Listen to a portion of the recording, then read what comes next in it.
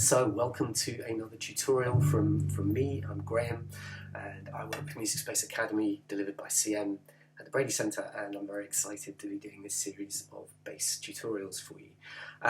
So on the subject of bass, one of the really interesting things about creating and writing music is this idea that bass is somehow the forgotten instrument. Everyone wants to be a guitarist or a saxophone player or a singer or someone that's up front.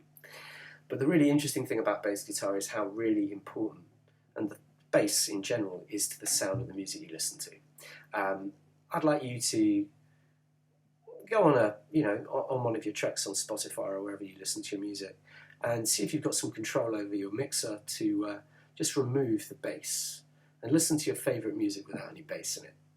And I think you'll agree with me that it's going to sound pretty poor. The significant thing about writing music from the perspective of bass is the place that you occupy in the sound. You're the link between the movement and the rhythm and the time in the track, and you're also the direct link to the harmony of the melody that the vocalist or the soloist is performing. So it's a bit like if you write a song with bass guitar and voice, everything else is kind of window dressing, and I want you to think about how important the bass is to the sound of the music that you listen to.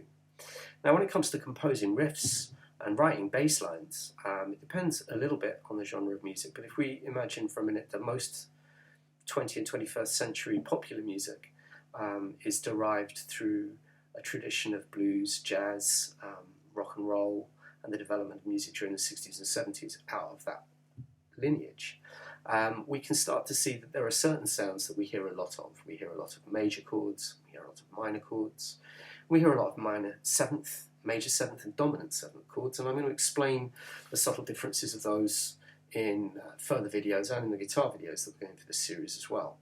But let's just say, from those points of view, there are certain significant scales, along with, when I mentioned the blues scales. The ones you hear mainly in the blues are 5-note scales, and we call them pentatonic scales.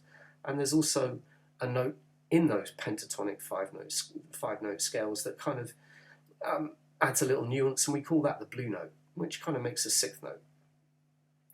I'm going to demonstrate that for you in a moment, but I wanted to talk about the very first scale that I think you should make yourself aware of, and that is the major scale. And you're probably more familiar with that from, watching films and hearing people use the a bit like Sound of Music, do, re, mi. So you'll have come into contact with the major scale just as something in culture, even before you've had to think about it from a musical point of view. So this is the major scale in the key of G on a bass guitar. Now let's have a listen to it. More important that you become familiar with how it sounds at this point than what I'm showing you, but those of you that know a little bit about the bass may want to try it.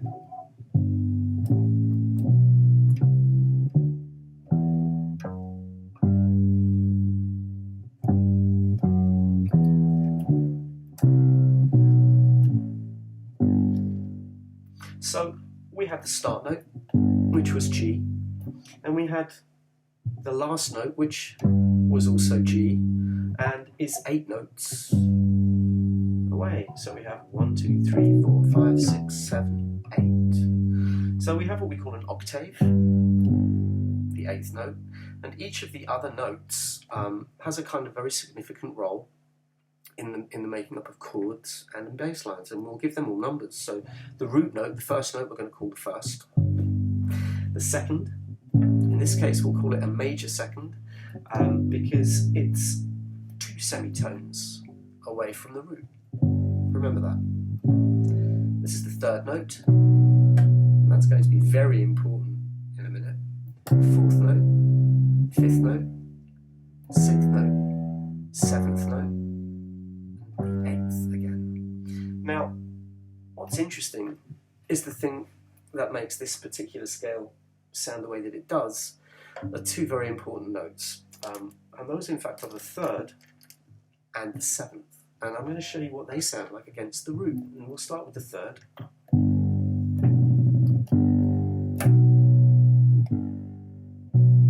You can hear this note a bit clearer if I put it in an octave higher, which is 8 notes away from it, and it will be this. listen to that again. It's actually quite a happy sound. Let's have a listen to some of the other intervals. So this is the second, this is the third, this is the fourth, the fifth, the sixth, the seventh. Oh, that was the seventh, but not the seventh in the major scale. No. That we call either the dominant seventh or the minor seventh, and I'm coming back to it. So let's get back to our major seventh. And back to the octave.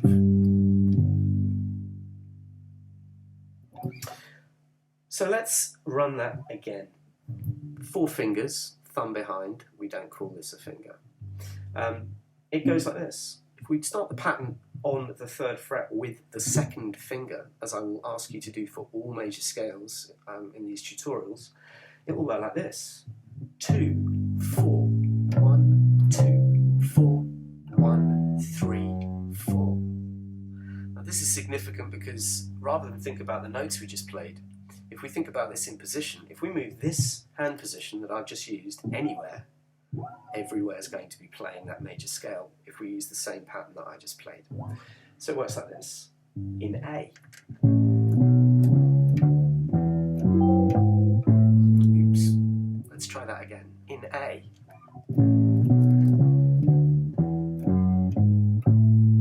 And that was 2, 4, 1, 2, 4, 1, 3, 4. So as you can see, once you've learned this pattern, you can play any major scale in any key, either on the E string or the A string. And I'll illustrate on the A string by playing it in D here.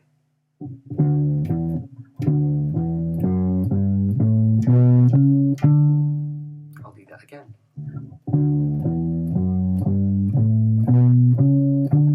I'm going to play the same scale on the E string here. So the important thing about this, unlike the piano, is that it works for guitar too, is that if you play a major scale in this position, it's the same all over the fretboard.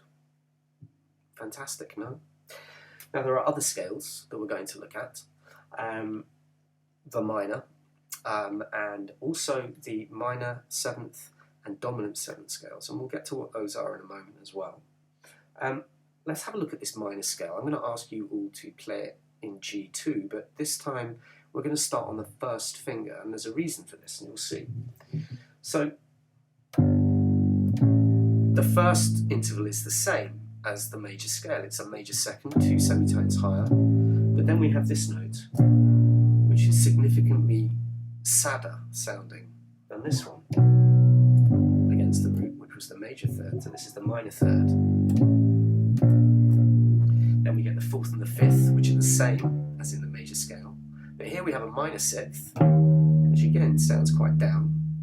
And then we have the dominant or minor 7th and the octave. And if I play that in position, it will do this. 1, 2, 3. 1, 3, 4, 1, 3, 4, 1, 3. Let's run that again. 1, 3, 4, 1, 3, 4, 1, 3. One more time.